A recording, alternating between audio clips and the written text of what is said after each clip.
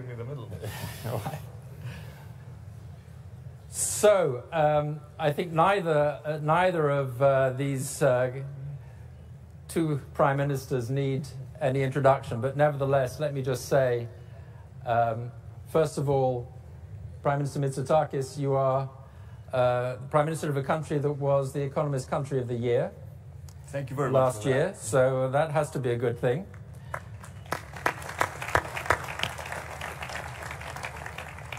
And Enrico Letta, you've been traveling around Europe these past few months, writing a report called Molto più di un mercato, a lot more than a market, on the future of the European single market. And in fact, today, a book by that same title by Enrico Letta is published, appearing in bookstores in Italy. So congratulations on that. And we're going to be discussing the themes of that. But first of all, if I may turn to current political developments and the European elections we've just seen and the fallout, which has been quite dramatic from those elections. I think everybody here would be very interested to hear your assessment of where this leaves Europe in particular, and not least the situation in France and the distribution of the important European jobs that also happens as a following on from those elections. If I could start with you, Prime Minister Mitsotakis.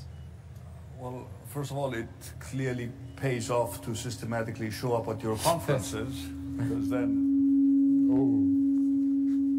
I hope that was not the primary reason for voting us Country of the Year, but thank you regardless for that great honor. Now, turning to the European elections, let me first of all point out that when you look at the mathematics of the European Parliament, it is very clear that the European political center, as it is represented by the three main political families, the European People Party, the European Socialists and the European Liberals, have a comfortable majority in the European Parliament. And it is actually the only working majority, which was also the reason why the discussions around the main jobs essentially centered around the three political groups. I think that the hard right or the far right probably did slightly worse than many people expected before the elections. However, they clearly made their presence felt in France and in Germany. And of course, this is a development that has obvious consequences for both these countries. The most dramatic ones are taking place in France as we speak, because the outcome actually triggered a parliamentary election. And it is indeed interesting to point out that these days there is concern about the fiscal position and the borrowing costs of France, whereas Greece, which was the poster child for the fiscal problems of the European Union, seems to be doing rather well and is a pillar of fiscal stability. So I think that it is very important to preserve that working majority and to ensure that the new Commission President gets to the 361 vote threshold in the European Parliament, and my expectation is that this will actually happen. And then for Europe to get down to work, to deliver on essentially the pillars of a new European policy that will look at issues around competitiveness. And I would like to congratulate Enrico on his truly excellent report. He put a lot of effort and energy into writing this text, and it was clearly for him not just a procedural obligation, and there are many interesting thoughts and ideas which I'm sure we'll have a chance to discuss coming out of this report. But how do we actually make the single market work in those sectors where we clearly have challenges? Are there new freedoms that we need to enshrine in our collective European logic? All these are important questions which also to a certain extent answer to the grievances that Europeans feel. And of course then we need to look at issues such as defense, migration. These are topics which will feature prominently in the next European cycle. But I think it is important to get the top jobs out of the way relatively quickly, because there was a lot of drama last time. And I think that the more predictability and speed we have in sorting out, the remaining, confirming Ursula von der Leyen and then, confirming the rest of the Commission, the better it will be for Europe. Can I ask you, I want to come to you, Enrico, in a moment, but can I ask you for a brief reflection on the results here in Greece of the European elections and what conclusions you drew from that? Look, the one conclusion is that new democracy remains the one dominant political force in Greece. The second and third party, if you add up the percentages, they're under the percentage that we got. Clearly, we had set a target at the election result of the 2019 election. We did not get to 33%. And I think there are various reasons for that, which I take very, very seriously. It's not just, the fatigue with consecutive elections. I'm sure that played a part. We had very high levels of abstention, but I'm sure there are also citizens that decided to use the European elections to send us a message concerned with the cost of living. I think this was a very, very important priority that is very, high upon the agenda of most people in the country. But at the same time, the European elections did not change the fundamental political dynamics. We had a double national election in 2023. We managed to get to 41%. We managed to demonstrate that you can actually have a center-right party that has a very broad appeal and can bring together people who identify as right-wing, but also people who identify as progressive centrists. And I think this has been something which has proven rather elusive for many other European, traditional, large European parties. And of course, that victory was reflected in a strong parliamentary majority. We have a mandate for 4 years to deliver upon complicated reforms. If the first 4 years were about stabilizing the country, and I think we've succeeded in that, the next 4 years is really about catching up with Europe and about making sure that we don't just rest on our laurels, but that we really push an aggressive convergence agenda with Europe. We have 3 years remaining in our term. There will be no early elections. I'm adamant about that. Elections will take place in 2027. I was equally adamant during my first term. Many questioned my commitment to a stable electoral cycle. They were wrong. They will be wrong again. We will have an election in 2027, and we judge in our entirety on what we have delivered in our second term. You've clearly been keen to listen to the message from voters. Does the message lead you to think that reforms should be speeded up, slowed down, as before? Is there any message there? I'm a committed reformist, and even if reforms sometimes, ruffle feathers, that is the nature of the reform agenda. But we received a mandate for these reforms. For example, if we go, after tax evasion, as we committed to do in our electoral manifesto. I'm sure some people may be disappointed with that, but at the end of the day, everybody recognizes that it is the right thing to do. So for me, the message is very clear: focus on deliverable results. We want you to address issues of cost of living. This actually relates to the functioning of the single market, at least in one dimension, and that is the prices that we pay for products produced by multinational companies. When we had our discussions with Enrico, it was an issue I pointed out. We cannot have the same identical products being sold at significantly different prices in a single market. This is not acceptable. But people want better healthcare, and at the end of the day, the focus needs to be on disposable income, on wage convergence. This is our main commitment, and this doesn't happen miraculously or by government decree. You need investment, you need growth, you need to bring down unemployment. All the figures are trending in the right direction. The economy is growing at a significantly faster pace than the rest of the Eurozone. The country is an attractive investment destination. We have created almost 400,000 new jobs over the past 5 years. And if we continue to deliver on these reforms, we will achieve the targets that we set by 2027 in terms of a significant improvement in disposable income. So I think the message was just get down to work and do what you told us you would do, because that was the reason we were voted back into office in the first place. Enrico, Letta, I want to come in a moment to your report, but first I'd be very, and I'm sure everybody here would be keen to know your reflections on the European elections in Italy, first of all, but also because you've lived a lot of your life in recent years in France, so you'd be a keen observer of French politics. So what do you take from this?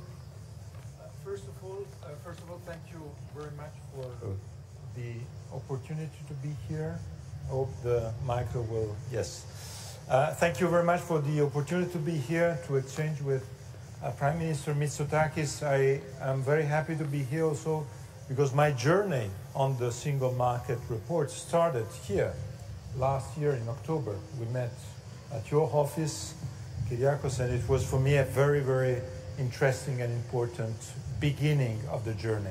Then I visited 65 cities in Europe, more than 400 meetings, ideas, testing ideas. It was really fantastic, but everything started here. On the elections, I can tell you that I'm not pessimistic for one very clear reason. I remember the European elections 5 years ago. And 5 years ago, the main terms at the center of the European electoral campaign were Brexit, Italexit, Frexit, Dexit, Nexit. That were the terms. The discussion 5 years ago was about who will be next after Brexit. And today, I think we are at the end of an electoral campaign where every party was involved in discussing how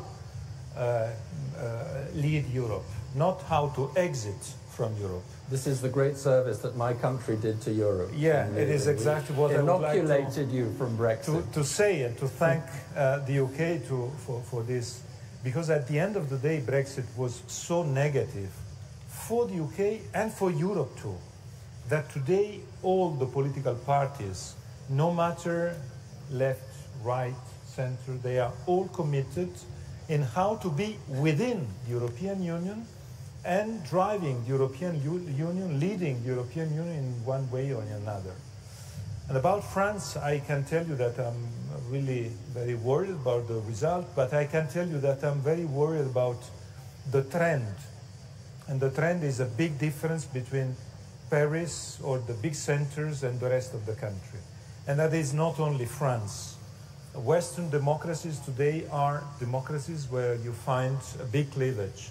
The centers where things are happening and the peripheric areas where services of general interest are losing ground, where people are losing opportunities and that are having a vote that is different from the centers.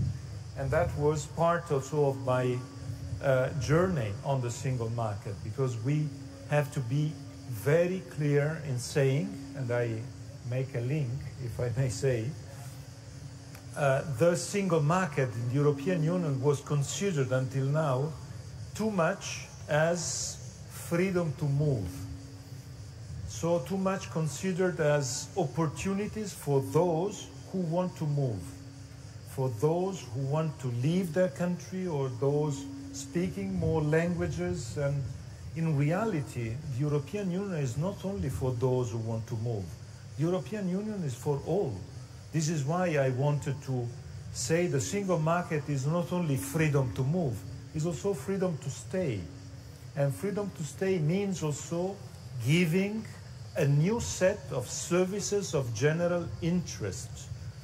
Hospitals, healthcare, schools, education, infrastructures, not only the centers where all the opportunities are, but in a more spread way, in the possibility to say that the future of our integration is not only with this cleavage. I can tell you that for me, discussing in a market in my country with an old man, I gave him a paper with the name Europa, and he told me it's not for me.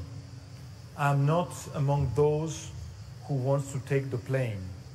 And this definition, Europe is for those taking the planes, was for me very, very much meaningful. And I started from here saying that, but Europe is not for those who want to take planes. Europe is for all, also for those who want to stay. This is why part of my report is also trying to give solution to this big cleavage. And I link it to France because I was in France when the Gilets jaunes, you remember the Gilets jaunes. The Gilets jaunes, the yellow vest, started there, and it was the periphery against Paris. And today, once again, Paris' result was totally different from the rest of the country. So I think there's an issue there, and this issue is not just France. I think UK was the same. London against Brexit, and the rest of the countryside in favor of Brexit. I think we have to consider that this is one of the main issues for our democracies. I want to dive deeper into the report, but first, just one more question on following on from the broader political fallout. Meloni and Le Pen, often comparisons drawn, but also distinctions. You have close-up view of both characters. How should we think of Le Pen in relation to Meloni? I think Le Pen is different from Meloni, and the two are different. And I don't know what will be or what would be a Le Pen or Bardella government. By the way, Bardella has Italian origins, so it is a very strange situation there. But I don't know what will be the point. But I know that Europe needs to have all the 27 on board in the European Council. Kyriakos knows better than I do how the present European Council is working. But I have one point that is important to answer your question, Daniel, is the following one. We are discussing about the single market. The single market is the most important achievement of the European integration. The single market has an origin with one creator, Jacques Delors, the French pro-European leader in the 80s, in a strong and very strict alliance with another great leader in the European Union in the 80s. Jacques Delors was the most pro-European leader. To create the single market, he made an alliance, a successful alliance, with the most anti-European leader in Europe at that time. This alliance worked, and this most anti-European leader was Margaret Thatcher at that time. It was the alliance between Delors and Thatcher that created the single market. And the single market was the most successful tool in the European history. I say that because I think that the integration of the single market and giving the European people tools to be more competitive, giving companies tools to be more competitive, to go abroad, to be more innovative, to have jobs creation, I can tell you is not for those who are pro-European or anti-European. It's for those who want to help European people and European business. And it is today what we have to do. So my point is that the next legislature, this legislature, has to have in mind that the relaunch of the single market, the integration of the single market, and the elimination of what we had in the last period. I can tell you just one figure that for me is very, we spent, and it was correct and it was right to do so, a lot of money to help Ukraine. We spent a lot of money to help Ukraine. military furnitures to help Ukraine. 80% of these military furnitures were to buy non-European military furniture, were to buy non-European military furnitures and to help jobs creation out of Europe. In the same period, the US helped Ukraine. They helped Ukraine with military furniture. The same figure, the same 80% for the US is 12%. That means that 88% of what they spent was to help jobs creation in the US. I say that because the difference between a single market well working and a single market not well working, not integrated, is jobs creation here in Europe. And the integration of single market is to help jobs creation, growth, competitiveness, innovation in Europe. So I think if you mentioned Jacques Delors, and of course I should have mentioned at the outset you head the Jacques Delors Institute, so you, as it were, walk in his name. His great genius at that time was to go around all the European capitals when he came in as president of the Commission and to identify a project around which Thatcher and other people could all coalesce. So to Kyriakos Mitsotakis, I would ask, do you see the possibility in Europe today, with all the difficulties that Europe faces, the will and the potential to coalesce in a similar way around a project to really launch European momentum in a new way? First of all, let me agree with what Enrico said regarding the comparison where we were in 2019 and the debate in 2024. And I would argue that these 5 years, in spite of the challenges, have helped us, Europeans, to move in the right direction, in the sense that through very difficult compromises, we took extremely important decisions. None more important, in my mind, than the creation of the Recovery and Resilience Fund, which was a momentous decision to take, because for the first time, we resorted to European borrowing to fund very, very specific initiatives post-COVID, but which, however, also fit with our broader strategic agenda, the green and digital transition, and issues of competitiveness and social cohesion. And I think sometimes we underestimate the importance of this decision. For Greece, this means 36 billion euros of grants and loans, but this money is not given away for free. There is very strict conditionality, a clear connection to the reforms we need to implement, and I think a tight methodology that gives comfort to those countries that were more skeptical about this decision, that the money is indeed well spent. Why am I raising this issue? Because if you look at the goals that we have set as a European Union, the green transition, the digital transition, issues around competitiveness and social cohesion, what you mentioned, I think, is extremely important. And this right to stay is indeed, a very powerful notion that goes against the idea that Europe is only for the metropolitan elites who can travel from one country to the other.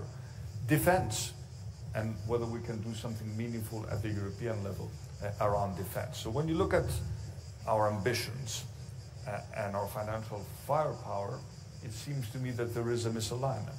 So the challenge is, how do we mobilize more public and private capital to achieve these important goals that we have set?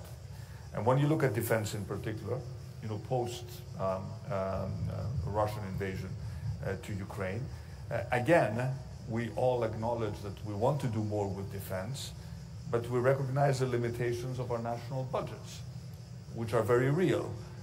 And Greece is a country which has systematically exceeded the 2% threshold of defense spending as a percentage of GDP, unlike other countries which for decades took advantage of the peace dividend and diverted this additional spending into other directions. We did not have the luxury to do that. But if we really want to be serious about defense, we also need to identify European projects with European technology that serve common European goals. And that is why I proposed with Prime Minister Tusk this idea of a common European defense shield, yes, which would be funded from joint European borrowing. And, you know, sometimes I hear, you know, the skeptics saying, okay, this is not exactly within the scope of the treaties, but at the same time, this is exactly what we're doing with Ukraine.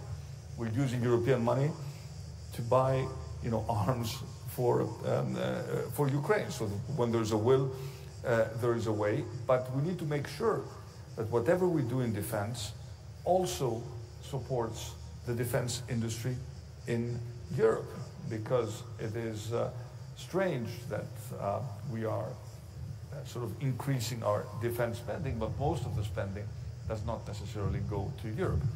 It goes to the US. And the same, of course, is true when you look at our capital markets. If you look at the private capital side of the equation, you have all these huge pools of European savings that are actually directed into the US only to be possibly reinvested into Europe, but wearing a US hat. Does this make much sense? Probably no. That is why the whole discussion around capital markets union, which was also highlighted by Enrico in his report, is so meaningful and so important. So the idea of whether we will have, to put it very simply, a second RRF post-2026, and what would that mean? How would this tie into the structural funds and the common agricultural policy, which are pillars of the European budget? I mean, these are important topics that need to be discussed, and the next multi-annual, you know, financial framework is not that far into the future, and I think we'd better start these discussions now. But it seems to me that defense in particular is an area where we can mobilize a new momentum to create European solutions that will again address European security needs and will also develop European technology. We have the technology in Europe to do what I described. And it's also spread out amongst many European countries. And of course, because we will find ourselves at the NATO summit in 10 days, I would argue that this is fully complementary with NATO and can also be fully integrated into the NATO structures, because our American friends have been systematically asking us Europeans, spend more, do more for your collective security. So I don't see this as an initiative that would necessarily, it's not competing with NATO. I'm sure that the NATO generals would be very happy if we had more sort of integrated air defense systems protecting the European skies. So at this point, it might be helpful, Enrico, if you could just give in a very potted form some of your main recommendations that emerged from the report. You know, when the 1992 project, as I remember it, was a very detailed set of policy, very technocratic way of creating the single market by Lord Cockfield, then Commissioner, a blueprint. And here we are 32 years later, and it's still not complete. So what is your blueprint? How will it work?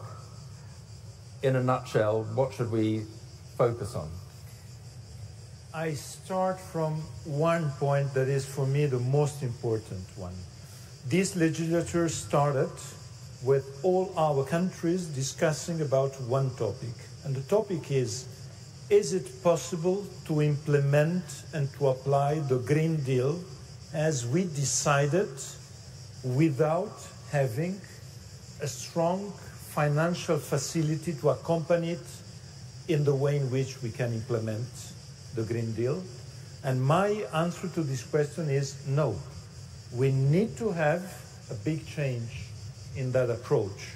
And the only big change is with the creation of a strong facility to accompany the Green Deal. And I can tell you that going around Europe, it was for me very important to see that the protests, the worries, were not just in one country or in another country. Farmers were protesting everywhere. What was the main argument of the protests? It was, you decided to go green, you, the European leaders. You decided to say that it will cost a lot, because we said 650 billion euros per year, and you didn't say anything on how to cover this cost. So I, as farmer, I think I will pay for it, and I don't want. And I can tell you that this discourse that I heard in Warsaw, and I heard in France, I heard in my country, I heard in the Netherlands, it is exactly the same discourse that I heard from trade union of automotive industry workers. They told me exactly the same. You decided to change in 35, but you didn't say how to accompany these changes. So if we are not able to tell clearly how to accompany in a financial way these changes, I think I will pay for it as worker, as SME, as a big company. This is why I think the main question, Kyriakos, for you, the 27, and for the Commission, and for Ursula von der Leyen and the European Parliament will be to be clearly able to answer this question and to say we are able to finance for the next years this big challenge of the green, digital and just transition. And how to do so? The only way is to combine private and public money. And to combine private and public money, we need what you said about the integration of financial markets, the figure of what you said, our savings leaving Europe and to go to the US. The European Central Bank underlined this figure is 300 billion euros per year of savings of European families, European companies going to the US, because the US market is more integrated, more attractive, more innovative. I can tell you that NASDAQ, just NASDAQ, is all the European stock exchanges together plus 50% in terms of dimension. It is clear that the attractiveness is there. And so we are not attractive. And the second big point is that we are not attractive because we are not innovative enough. The other big part of my journey was meeting young startuppers. I met them in Estonia, I met them in Portugal, I met them in Belgium and in my country. And they told me all the same thing. And the same thing was, my dream is to go to the US. I want my dream financed. I want to scale up. I need an environment that is good for the realization of my dream. And I can tell you that we need to create the right environment. This is why the second big message for me, you know, the single market is also known as the market of the four freedoms. The freedom of movement of goods, services, capitals, and persons. If you think a little bit to the four, it looks like the economy of the 20th century. Goods, services, capitals, and persons.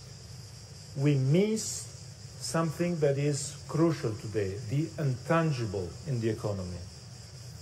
So the big need, and this is the flagship of maybe the flagship of my report, I proposed to the European leaders to say now we have to raise the fifth freedom, freedom of movement of innovation, knowledge, research, skills, to try to give an answer to all these young startuppers, to tell them you can stay here, to become reality your dreams.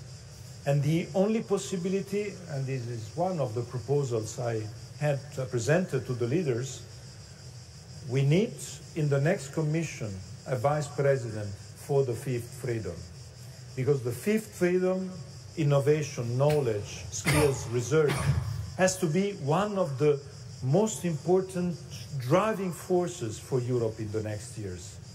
This is what we are missing. And maybe, Daniel, just a third point, and I stop here, otherwise you risk not to have dinner tonight.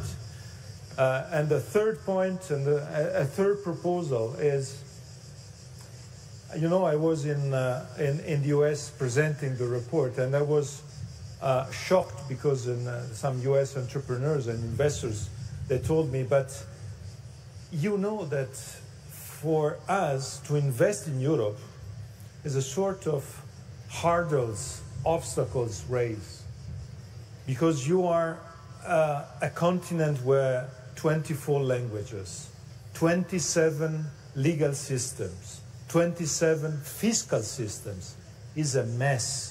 Is a mess in terms of bureaucracy, in terms of overburdening.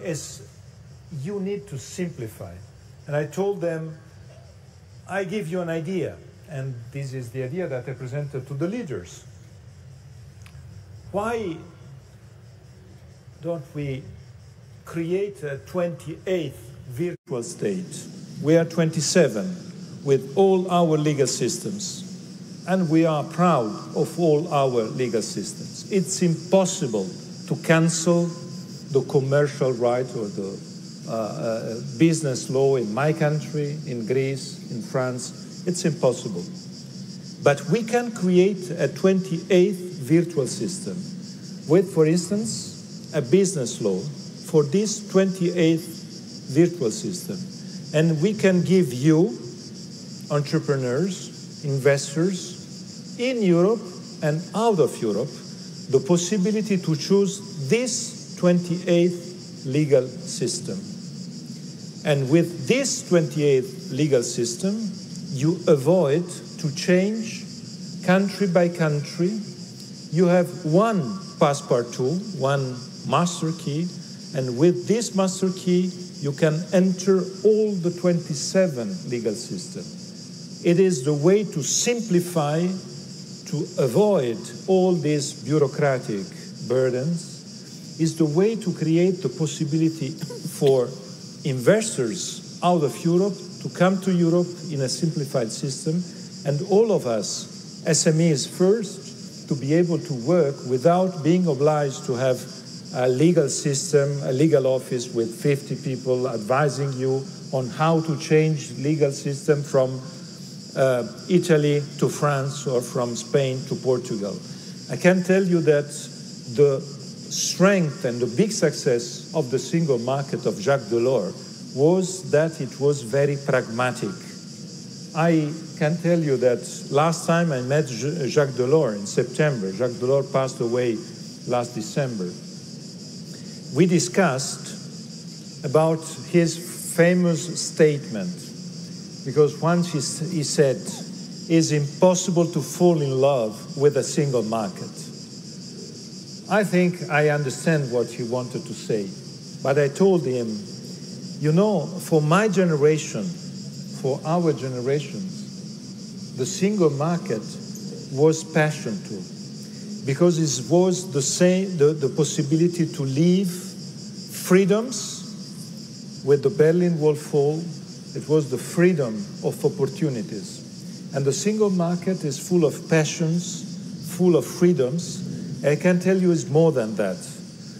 Daniel, if I have to summarize in a nutshell my personal experience on the single market, I can tell you this personal experience. I used to live twice out of my country in my life.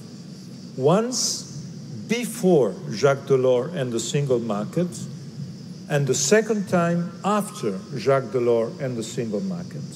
I was in the 70s, a young kid with my parents. My father was working in Alsace, in Strasbourg, at the University of Strasbourg. and he brought his family with him. And we lived in France in the 70s, before the single market. Then I used to live in France in the last years, working there and bringing my family there after the single market establishment in Paris.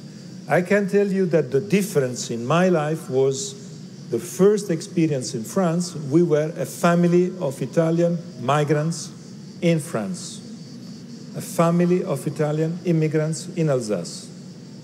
The second experience, we were a family of European citizens deciding to live in Paris. I can tell you it makes the difference between being a family of Italian immigrants living in Alsace and being a family of European citizens choosing to live in France. I can tell you that the single market, Europe, is not only figures, is not only economic rules, is life of the people, is citizenship, is being together in the same country that is Europe. Well, I can tell you that resonates with me as a citizen of a country which no longer has these rights, but that's another matter. Listen, we have a few minutes left, and I want to use that time, if I may, to ask you both about two other elections that are coming up. The first one, or the biggest one perhaps, is the US election. There's been, as you are all aware, a lot of drama in recent days in American politics. I'm sure that drama is going to continue right through to November, and who knows, possibly afterwards. So the question is, what future for, or how to think about EU-European relations at a time of political turbulence in America? You both mentioned the US quite a lot, both in terms of its economic dynamism and the comparison with the European market. Kyriakos, Mitsotakis, what do you think Europe, or how should Europe position itself, and how should Greece position itself vis-à-vis an America that is going through possibly one of the most important elections in its history? Well, first of all, no matter how hard you will push me, I will make no comments about the U.S. Elections for reasons which I'm sure you fully understand. And I've worked with both President Trump and President Biden, but I do need to point out that when it comes to big decisions taken by the U.S. by the current administration, some of these decisions were taken clearly through an America First lens. So when the IRA, which is essentially a piece of protectionist legislation, was passed, it was not exactly that we were extensively consulted. And what we are currently seeing, not simply because of the IRA, but also for other reasons that Enrico mentioned, is when you ask the big European companies, not the American companies, whether they choose to invest in Europe or in the US, they're voting with their feet. And this in itself is an indication that we actually have a serious problem. So I don't expect this approach to drastically change. The question is, how quickly can we adapt to this new reality, especially when it comes, for example, to the green transition? It is indeed, striking that we have set the most ambitious targets in terms of the reduction of CO2. But when you look at the technology behind achieving these targets, it doesn't seem to me to be European technology, and that we've lost actually our competitive edge in sectors such as renewables, or even electric, or even cars. The automotive sector in Europe is currently struggling to adapt to this new reality. So that's primarily Chinese competition rather than US competition. It is Chinese competition, heavily subsidized Chinese competition. But at the same time, we also have American companies which leapfrogged European companies without state subsidies. So we have to be honest when we look at the mirror in terms of what exactly is happening. On the one hand, you have a protectionist system of state-sponsored capitalism. On the other hand, you have a very dynamic free economy, which is also choosing to use additional stimuli of public money because it can afford to run a huge deficit because it is the country that can actually afford to do that, and because the markets will continue to finance it, and we seem to be stuck in the middle. So this, for me, is the big strategic challenge that we need to face over the next electoral cycle. And of course, returning to the question of defense, there it is very, very clear that we need to do more to protect our own continent.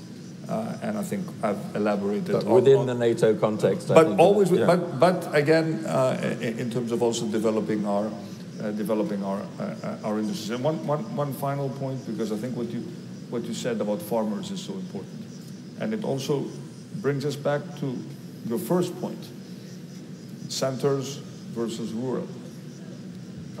At the end of the day, at the time when food security is critical, so you have the agricultural sector, around 10% of emissions in total, if I'm not mistaken, but critical in terms of the right to stay where you live, because farming by nature does not take place in the big cities. And at the same time, we impose a speed of adjustment to our farmers without giving them the tools to actually adapt also to foreign competition from countries which are not faced with the same regulation. It doesn't really make much sense. And there are other areas where we could move much faster in terms of reducing our emissions. But again, there I would be looking for sort of homegrown European technology to be developed. Let me give you another example: nuclear energy. Europe was and still is a leader in nuclear technology. There's no way we can do. There is no way, and Greece is not a country that has nuclear energy. There is no way that we will reach carbon neutrality without nuclear. Are we investing as Europeans in the next sort of generation of small nuclear reactors? Have we really placed our chips where we should in this green transition, at least identifying, 3-4 critical industries? Are we investing in our interconnections to the extent that we should? When it's blowing in the North Sea, it may be sunny in Greece, but there is no way you can make renewables work unless you have a very sophisticated interconnection grid. So I think we at least need to get our priorities right and try to be real champions where we can be, and maybe acknowledge the fact that maybe we will never be as competitive as China when it comes to the production of commodities such as photovoltaic panels. Enrico, Letta, a word from you on US-European relations in the light of your report. I decided to end the report in the last page. There's the proposal of opening the discussion about a transatlantic single market. And I think it's time to have this discussion. I know that you can be a little bit skeptical on the feasibility of that. But if you think the rationale today brings there to say we need to have a more integrated transatlantic single market, the way in which we are, I would say, fighting with different systems without understanding each other, I think it's not the right way to stay in the world of today. But it's a word of today is a word full of challenges for all of us. So I think, and I pledge for, I strongly, I would say, claim for the need for a transatlantic discussion on a transatlantic single market. I can tell you that this point is essential. I don't know who will be the leader of the US in the next 4 years. I can tell you that I was suffering last night I was suffering. I can tell you because I'm always supporting the Democrats in the US, and I was suffering last night. I can tell you that we need, in any way, we need to keep the relationships between the US and the European Union in a very strong way. It is not time for fighting. It is time to be together, and this is my only big point. But can I maybe end up with one point that is for me very important. I would like to pay tribute to this great country. 15 years ago, Greece was the problem of Europe. Today, Greece is at the table where the solutions for Europe are decided. I can tell you this is because of you, because of your great country, and I have to tell you that seeing Prime Minister of Greece at the table with the biggest prime ministers of Europe deciding and taking solutions for the future of Europe 15 years later, for me, is a demonstration that hope for a better future is still there. Thank you. Thank you. And one more.